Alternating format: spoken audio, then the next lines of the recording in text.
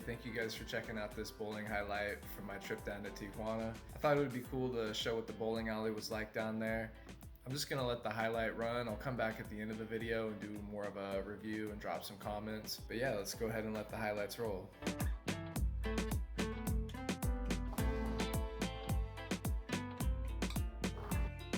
A couple quick things. I am a one-handed thumbless bowler, so I just use 2 finger holes and no thumb, but I still pretty much release one-handed there. Gives me a really high rev rate and I can generate a lot of power doing that.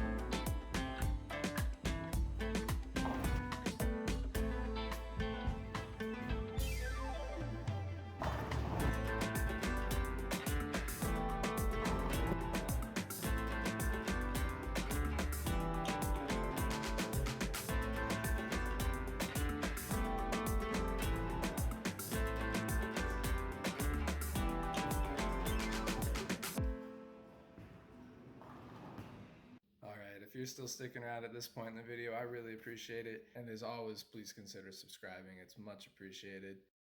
Overall, good vibe. The staff was really friendly. I thought that the whole place was kind of cool. It had like a 90s neon feel to it. The prices were pretty comparable to what I would see here in Vegas. There was a billiard section over in the corner with pool tables that you could rent by the hour.